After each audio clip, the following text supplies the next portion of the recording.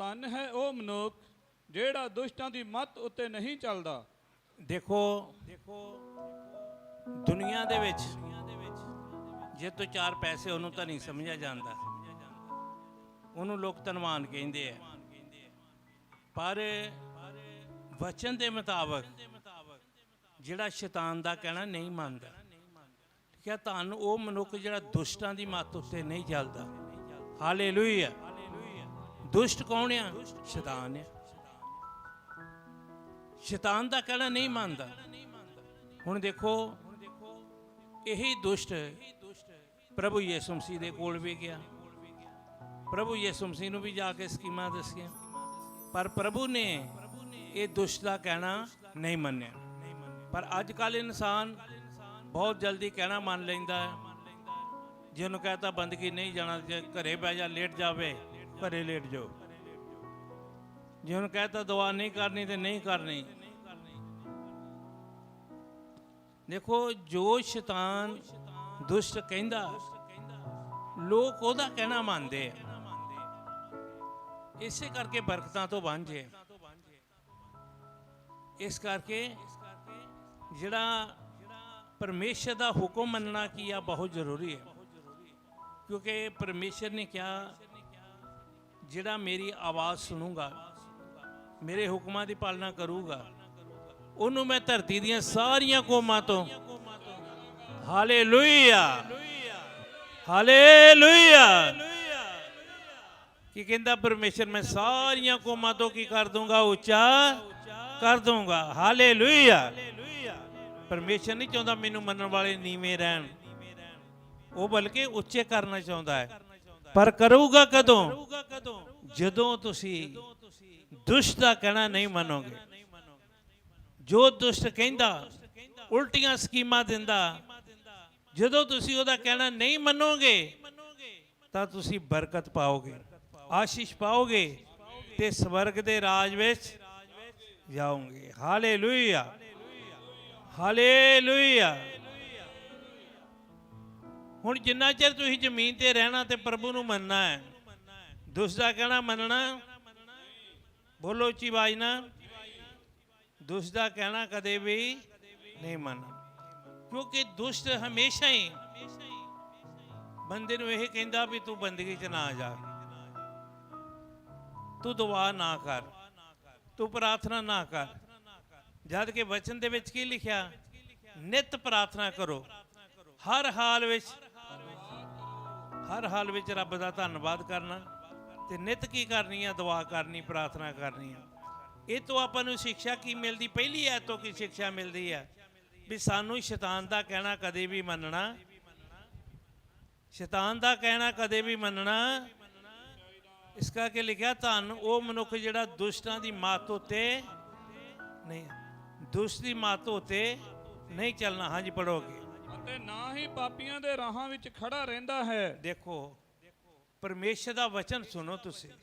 ਨਾ ਹੀ ਪਾਪੀਆਂ ਦੇ ਰਾਹਾਂ ਵਿੱਚ, ਜਿਹਦਾ ਚੌਂਕਾਂ 'ਚ ਖੜੇ ਹੋ ਜਾਣਾ, ਗੱਪਾਂ ਮਾਰਨੀਆਂ, ਆਉਣ ਜਾਣ ਵਾਲੇ ਨੂੰ ਟੀਚਰ ਮਖੌਲ ਕਰਨਾ, ਚੌਂਕ ਦੇ ਵਿੱਚ ਖੜਾ ਹੋ ਕੇ ਵਾਲਾਂ ਨੂੰ ਸਵਾਰੀ ਜਾਣਾ, ਚੌਂਕ ਦੇ ਵਿੱਚ ਖੜਾ ਹੋ ਕੇ, ਘਰੋਂ ਤਿਆਰ ਹੋ ਕੇ, ਕੱਪੜੇ ਪਾ ਕੇ, ਘਰਦਿਆਂ ਕਹਿਣਾ ਵੀ ਚਰਚ ਗਿਆ ਹੋਇਆ ਮੁੰਡਾ। ਇਹ ਪਤਾ ਨਹੀਂ ਮੁੰਡਾ ਵੀ ਚੌਂਕ ਦੇ ਵਿੱਚ ਖੜਾ ਹੈ। ਦੇਖੋ, ਅਸੀਂ ਤੁਹਾਨੂੰ ਕਿਉਂ ਚੌਂਕਾਂ 'ਚ ਰੋਕਦੇ ਹਾਂ? ਵਚਨ ਦੇ ਵਿੱਚੋਂ ਹੀ ਤੁਹਾਨੂੰ ਦੱਸਿਆ ਜਾਂਦਾ, ਤੁਹਾਨੂੰ ਬਾਹਰੀ ਗੱਲ ਕੋਈ ਵੀ ਦੱਸੀ ਨਹੀਂ ਜਾਂਦੀ। Hallelujah hallelujah. ਤੁਹਾਨੂੰ ਬਾਹਰੀ ਗੱਲ ਨਹੀਂ ਕੋਈ ਦੱਸੀ ਜਾਂਦੀ। ਜੋ ਕੁਝ ਵੀ ਦੱਸਿਆ ਜਾਂਦਾ ਤੇ ਵਚਨ ਵਿੱਚੋਂ ਹੀ ਦੱਸਿਆ ਜਾਂਦਾ। ਤੇ ਵਚਨ ਦੇ ਵਿੱਚ ਹੀ ਲਿਖਿਆ ਕਿ ਧੰਨ ਉਹ ਮਨੁੱਖ ਜਿਹੜਾ ਦੁਸ਼ਟਾਂ ਦੀ ਮੱਤ ਉੱਤੇ, ਨਾ ਪਾਪੀਆਂ ਦੇ ਰਾਹਾਂ ਵਿੱਚ ਖੜਾ ਰਹਿੰਦਾ। ਵੀ ਨਾ ਰਾਹਾਂ ਦੇ ਵਿੱਚ ਖੜੇ, ਨਾ ਚੌਂਕਾਂ ਦੇ ਵਿੱਚ ਖੜੇ ਰਹਿਣਾ। ਹਾਂ, ਪੜੋਗੇ। ਅਤੇ ਨਾ ਹੀ ਮਖੌਲੀਆਂ ਦੀ ਜੁੰਡੀ ਵਿੱਚ ਬਹਿੰਦਾ ਹੈ। ਦੇਖੋ ਕਿੱਡੀ ਵਧੀਆ ਲਿਖਿਆ, ਨਾ ਮਖੌਲੀਆਂ ਦੀ ਜੁੰਡੀ 'ਚ। ਤੇ ਇੱਥੇ ਬੰਦਾ ਕਹਿੰਦਾ ਵੀ ਮੈਂ ਜਾਵਾਂ, ਮਖੌਲੀਆਂ ਦੀ ਜੁੰਡੀ 'ਚ ਬੈਠਾ, ਮਖੌਲ ਕਰੀਏ, ਗੱਪਾਂ ਮਾਰੀਏ, ਝੂਠ ਤੂਫਾਨ ਬੋਲੀਏ। ਉਥੇ ਬੈਠ ਕੇ ਬਸ ਸਮਾਂ ਗੁਜ਼ਾਰੀਏ। ਤੇ ਵਚਨ 'ਚ ਕੀ ਲਿਖਿਆ? ਜਿਹੜਾ ਮਖੌਲੀਆਂ ਦੀ ਜੁੰਡੀ ਵਿੱਚ। ਇਸ ਕਰਕੇ ਨੌਜਵਾਨਾਂ ਨੂੰ ਕਦੇ ਨਾ ਤੇ ਰਾਹਾਂ 'ਚ ਖੜੇ ਹੋਣਾ ਚਾਹੀਦਾ। ਜੇ ਰਾਹਾਂ ਦੇ 'ਚ ਖੜੇ ਹੋ ਗਏ ਤੇ ਸਮਝ ਲਓ ਪਾਪ ਕਰ ਲਿਆ, ਰੱਬ ਦਾ ਹੁਕਮ ਤੋੜਤਾ। ਕੀ ਕਰ ਲਿਆ? ਉੱਚੀ ਆਵਾਜ਼ ਨਾਲ ਬੋਲੋ। ਤੇ ਪਾਪ ਦੀ ਮਜ਼ਦੂਰੀ ਤੇ ਮੌਤ ਮਿਲ ਸਕਦੀ ਹੈ। ਜਿਹੜੇ ਰੱਬ ਦੇ ਹੁਕਮ ਆ ਨਾ, ਤੋੜਨ ਦੇ ਨਾਲ ਸਜ਼ਾ ਮਿਲਦੀ ਹੈ। ਨਾ ਮਖੌਲੀਆਂ ਦੀ ਜੁੰਡੀ ਵਿੱਚ ਬਹਿਣਾ। ਜੇ ਆਪਾਂ ਬਹਿਨੇ ਆ ਤਾਂ ਆਪਾਂ ਪਾਪ ਕਰਦੇ ਹਾਂ ਤੇ ਪਾਪ ਦੀ ਮਜ਼ਦੂਰੀ ਮੌਤ ਹੈ। ਇਸ ਕਰਕੇ ਇਹਨਾਂ ਐਤਾਂ ਤੋਂ ਜੋ ਆਪਾਂ ਵਚਨ ਪੜ੍ਹਿਆ ਆ, ਪ੍ਰਭੂ ਦੇ ਵਚਨ ਵਿੱਚ ਜੋ ਲਿਖਿਆ ਗਿਆ ਹੈ, ਇਹਨਾਂ ਤੋਂ ਸਿੱਖਿਆ ਕੀ ਮਿਲਦੀ ਆ? ਵੀ ਨਾ ਤੇ ਸਾਨੂੰ ਮਖੌਲੀਆਂ ਦੀ ਜੁੰਡੀ ਵਿੱਚ ਬਹਿਣਾ ਚਾਹੀਦਾ, ਨਾ ਸਾਨੂੰ ਪਾਪੀਆਂ ਦੇ ਰਾਹਾਂ ਵਿੱਚ ਖੜੇ ਹੋਣਾ ਚਾਹੀਦਾ, ਨਾ ਦੁਸ਼ਟ ਦਾ ਕਹਿਣਾ ਮੰਨਣਾ ਚਾਹੀਦਾ। ਹਾਂਜੀ, ਅੱਗੇ ਪੜੋ। ਪਰ ਉਹ ਯਹੋਵਾ ਦੀ ਵਿਵਸਥਾ ਵਿੱਚ ਮਗਨ ਰਹਿੰਦਾ ਹੈ। ਹਾਲੇਲੂਇਆ। ਹਾਲੇਲੂਇਆ। ਉਹ ਤੁਸੀਂ ਮਗਨ ਰਹਿਣਾ ਆ। ਕੋਈ ਨਸ਼ਿਆਂ ਦੇ ਵਿੱਚ ਮਗਨ ਰਹਿੰਦਾ, ਸ਼ਰਾਬਾਂ ਦੇ ਵਿੱਚ, ਭੰਗਾਂ 'ਚ ਮਗਨ ਰਹਿੰਦਾ। ਤੁਸੀਂ ਕਾਹਦੇ ਵਿੱਚ ਮਗਨ ਰਹਿਣਾ? ਉੱਚੀ ਆਵਾਜ਼ ਨਾਲ। ਯਹੋਵਾ ਦੀ ਵਿਵਸਥਾ ਵਿੱਚ ਕੀ ਰਹਿਣਾ? ਮਗਨ ਰਹਿਣਾ ਹੈ। ਹਾਲੇਲੂਇਆ। ਲੋਕੀ ਦੇਖਣ ਨੂੰ ਕਹਿਣਾ ਉਹ ਬੰਦਾ ਬੜਾ ਮਗਨ ਹੈ, ਬੜੀ ਦੁਆ ਕਰਨ ਵਾਲਾ, ਬੜੀ ਪ੍ਰਾਰਥਨਾ ਕਰਨ ਵਾਲਾ, ਇਹ ਤਾਂ ਕਮਲਾ ਹੀ ਹੋਇਆ ਹੈ। ਠੀਕ ਹੈ। ਲੋਕ ਜੋ ਕੁਝ ਮਰਜ਼ੀ ਤੁਹਾਨੂੰ ਕਹੀ ਜਾਣ, ਇਹਦੀ ਕਦੇ ਵੀ ਪਰਵਾਹ ਨਹੀਂ ਕਰਨੀ। ਹਾਲੇਲੂਇਆ। ਵਚਨ 'ਚ ਲਿਖਿਆ ਵੀ ਬਾਹਰਲੇ ਲੋਕਾਂ ਤੋਂ ਪਹਿਲੇ ਤੁਹਾਡੇ ਘਰ ਦੇ ਲੋਕਾਂ ਨੇ ਤੁਹਾਡੇ ਵਿਰੁੱਧ ਹੋਣਾ ਹੈ। ਪ੍ਰਭੂ ਯਿਸੂ ਮਸੀਹ ਨੂੰ ਉਹਦੇ ਘਰਦਿਆਂ ਨੇ ਕਿਹਾ ਸੀ, ਭਰਾਵਾਂ ਨੇ ਕਿਹਾ ਹੈ ਵੀ ਜਾ ਕਿਤੇ ਬਾਹਰ ਜਾ ਕੇ ਚਮਤਕਾਰ ਕੰਮ ਕਰ। ਤੂੰ ਬਾਹਰ ਜਾ ਕੇ ਚਮਤਕਾਰ ਕੀਤੇ ਸੀ। ਫਿਰ ਉਹ ਸੁਣਦੇ, ਫਿਰ ਉਹ ਦੇਖਣ ਆਉਂਦੇ ਸੀ। ਇਸ ਕਰਕੇ ਕੀ ਲਿਖਿਆ ਆ? ਯਹੋਵਾ ਦੀ ਵਿਸ਼ਵਾਸਾ ਵਿੱਚ ਮਗਨ ਰਹਿਣਾ। ਕੀ ਰਹਿਣਾ? ਤੁਸੀਂ ਮਗਨ ਰਹਿਣਾ ਹੈ। ਲੋਕਾਂ ਨੂੰ ਦੇਖੋ ਵੀ ਤੁਸੀਂ ਬਹੁਤ ਮਗਨ ਆ। ਮਗਨ ਕਾਹਦੇ ਵਿੱਚ ਹੈ? ਯਹੋਵਾ ਦੀ ਵਿਸ਼ਵਾਸਾ, ਬਾਣੀ ਦੇ ਵਿੱਚ ਵੀ ਤੁਸੀਂ ਬਹੁਤ ਮਗਨ ਆ। ਹਾਂਜੀ, ਪੜੋਗੇ। ਅਤੇ ਦਿਨ ਰਾਤ ਉਸ ਦੀ ਵਿਵਸਥਾ ਉੱਤੇ ਧਿਆਨ ਕਰਦਾ ਹੈ। ਹਾਲੇਲੂਇਆ। ਦਿਨ ਨੂੰ ਵੀ ਤੇ ਰਾਤ ਨੂੰ ਵੀ, ਸਵੇਰੇ ਵੀ ਤੇ ਸ਼ਾਮ ਨੂੰ ਵੀ ਵਚਨ ਪੜ੍ਹਨਾ ਬੜਾ ਜ਼ਰੂਰੀ ਹੈ। ਯਹੋਸ਼ੂਆ ਦੀ ਕਿਤਾਬ ਉਹਦੇ ਪਹਿਲੇ ਭਾਗ 'ਚ ਲਿਖਿਆ, ਇਹ ਵਿਸ਼ਵਾਸਾ ਦੀ ਪੋਥੀ ਤੇਰੇ ਮੂੰਹ ਤੋਂ ਕਦੇ ਵੀ ਵੱਖਰੀ। ਉਹ 'ਚ ਵੀ ਲਿਖਿਆ ਵੀ ਦਿਨ ਰਾਤ ਕੀ ਕਰਨਾ ਹੈ? ਤੇ ਧਿਆਨ ਕਰਨਾ ਆ। ਹਾਲੇਲੂਇਆ। ਇਹ ਵਚਨ ਜਿਹੜਾ, ਕਿਉਂਕਿ ਵਚਨ ਦੇ ਦੁਆਰਾ ਹੀ ਪਰਮੇਸ਼ਰ ਤੁਹਾਡੇ ਨਾਲ ਗੱਲਬਾਤ ਕਰਦਾ ਹੈ। ਜਦੋਂ ਤੁਸੀਂ ਵਚਨ ਪੜ੍ਹਦੇ ਆ, ਉਦੋਂ ਇਹ ਸਮਝੋ ਵੀ ਪ੍ਰਭੂ ਕੀ ਕਰ ਰਿਹਾ? ਮੇਰੇ ਨਾਲ ਗੱਲਬਾਤ ਕਰ ਰਿਹਾ। ਇਸ ਕਰਕੇ ਲਿਖਿਆ ਕਿ ਯਹੋਵਾ ਦੀ ਵਿਸ਼ਵਾਸਾ ਵਿੱਚ ਮਗਨ ਰਹਿਣਾ। ਹਾਲੇਲੂਇਆ। ਤੇ ਦਿਨ ਰਾਤ ਉਹਦੇ ਉੱਤੇ, ਦਿਨ ਨੂੰ ਵੀ ਤੇ ਰਾਤ ਨੂੰ ਵੀ ਕੀ ਕਰਨਾ? ਧਿਆਨ ਕਰਨਾ। ਹਾਂਜੀ, ਅੱਗੇ ਪੜੋ। ਉਹ ਤਾਂ ਉਸ ਬ੍ਰਿਸ਼ ਵਰਗਾ ਹੋਵੇਗਾ ਜੋ ਪਾਣੀਆਂ ਦੀਆਂ ਨਦੀਆਂ ਉੱਤੇ ਲਾਇਆ ਹੋਇਆ ਹੈ। ਹਾਲੇਲੂਇਆ। ਉਹ ਤਾਂ ਉਸ ਬ੍ਰਿਸ਼ ਵਰਗਾ ਹੋਵੇਗਾ ਜਿਹੜਾ ਨਦੀ ਦੇ ਕਿਨਾਰੇ ਲੱਗਾ ਹੁੰਦਾ ਹੈ, ਜਿਹਦੇ ਪੱਤੇ ਜਿਹਦਾ ਸਦਾ ਹਰੇ ਭਰੇ ਰਹਿੰਦੇ ਆ। ਉਹ ਕਦੇ ਸੁੱਕਦਾ ਨਹੀਂ ਹੈ। ਉਹ ਤੇ ਗਰਮੀ ਸਰਦੀ ਦਾ ਕੋਈ ਅਸਰ ਨਹੀਂ ਹੁੰਦਾ। ਇਸੇ ਤਰ੍ਹਾਂ ਦਾ ਉਹ ਇਨਸਾਨ ਆ ਜਿਹੜਾ ਦਿਨ ਰਾਤ ਦੁਆ ਕਰਦਾ, ਪ੍ਰਾਰਥਨਾ ਕਰਦਾ, ਮਗਰ ਰਹਿੰਦਾ ਆ। ਉਹਦੇ ਉੱਤੇ ਦੁੱਖ, ਬਿਮਾਰੀ, ਮੁਸ਼ਕਲ, ਪਰੇਸ਼ਾਨੀ ਦਾ ਕਿਸੇ ਤਰ੍ਹਾਂ ਦਾ ਵੀ ਕੋਈ ਅਸਰ ਨਹੀਂ ਹੁੰਦਾ। ਉਹ ਸਦਾ ਹੀ ਨਿਤ ਹਰਿਆ ਭਰਿਆ ਰਹਿੰਦਾ ਤੇ ਨਿਤ ਹੀ ਕੀ ਕਰਦਾ? ਦੁਆ ਪ੍ਰਾਰਥਨਾ ਕਰਦਾ ਆ। ਹਾਲੇਲੂਇਆ। ਹਾਲੇਲੂਇਆ। ਇਸ ਕਰਕੇ ਵਚਨ ਲਿਖਿਆ ਕਿ ਉਹ ਉਸ ਮਨੁੱਖ ਵਰਗਾ ਹੋਵੇਗਾ, ਉਹ ਦਰਖਤ ਵਰਗਾ ਜਿਹੜਾ ਨਦੀ ਦੇ ਕਿਨਾਰੇ ਉੱਤੇ ਲੱਗਾ ਹੋਇਆ ਆ, ਜਿਹਦੇ ਪੱਤੇ ਸਦਾ ਹਰੇ ਭਰੇ ਰਹਿੰਦੇ। ਹਾਂਜੀ, ਪੜੋਗੇ। ਜਿਹੜਾ ਰੁੱਤ ਸਿਰ ਆਪਣਾ ਫਲ ਦਿੰਦਾ ਹੈ, ਕਿਹੜਾ ਦਿੰਦਾ ਰੁੱਤ ਸਿਰ ਆਪਣਾ? ਤੇ ਰੱਬ ਤੁਹਾਡੇ ਤੋਂ ਵੀ ਫਲ ਹੀ ਚਾਹੁੰਦਾ ਹੈ। ਤੁਹਾਡੀ ਕਈ ਰੋਟੀ ਲੰਘਦੀ ਜਾਂਦੀ ਹੈ, ਕਈਆਂ ਦੀ ਰੋਤ ਲੰਘ ਜੇ ਫਲ ਹੀ ਨਹੀਂ ਲੱਗਦਾ। ਜੇ ਫਲ ਨਹੀਂ ਲੱਗਦਾ ਤੇ ਸਮਝੋ ਵੇਲ ਨਾਲੋਂ ਟਹਿਣੀ ਕੱਟੀ ਹੋਈ ਹੈ।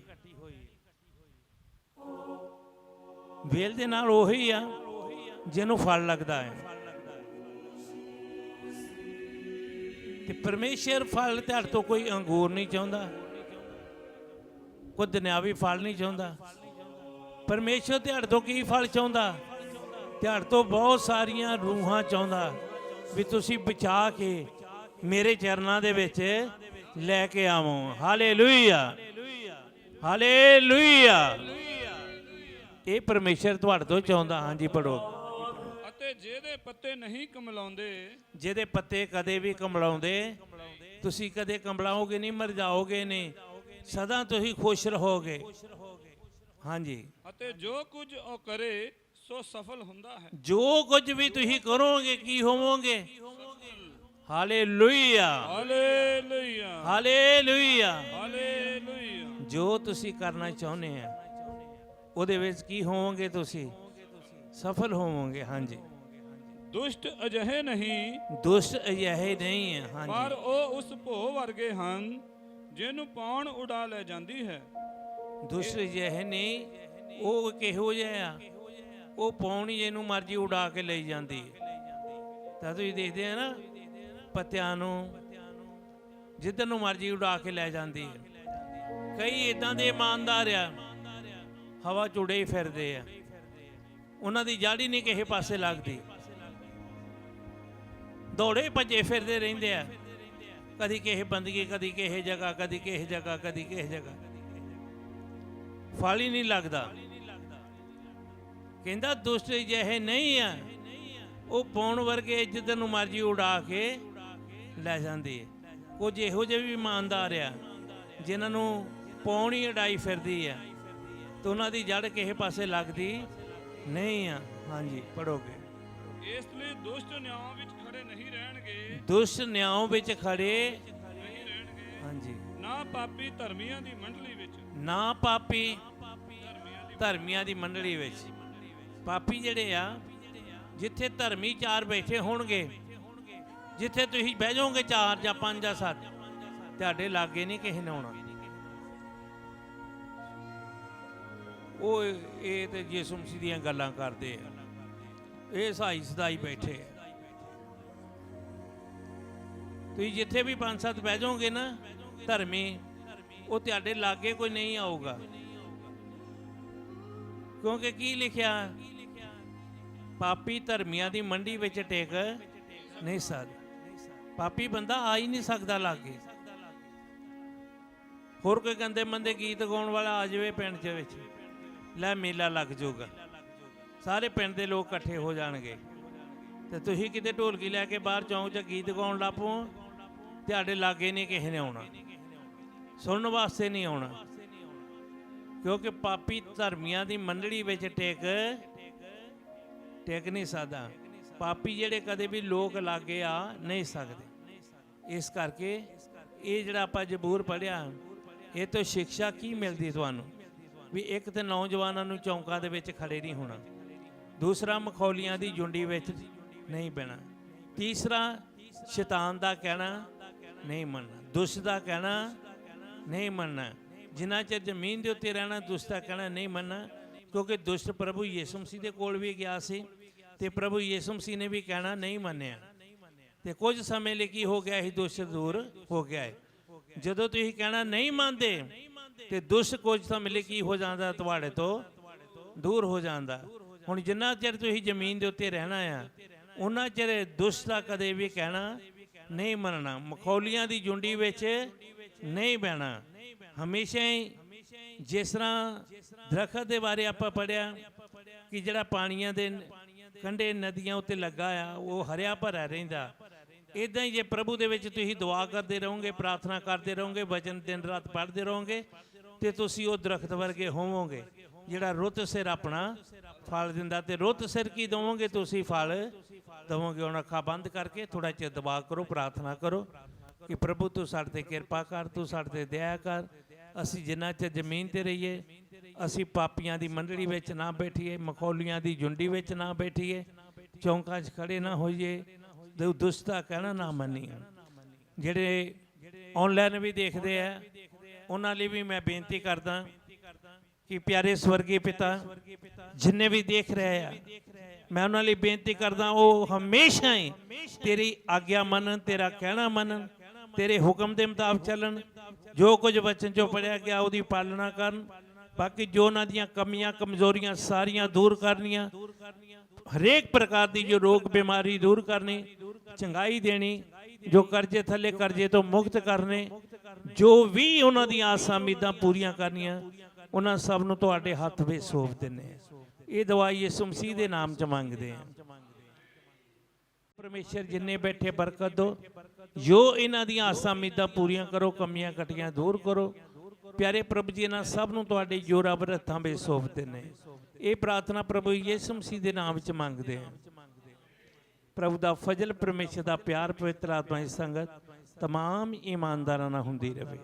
ਆਮੀਨ।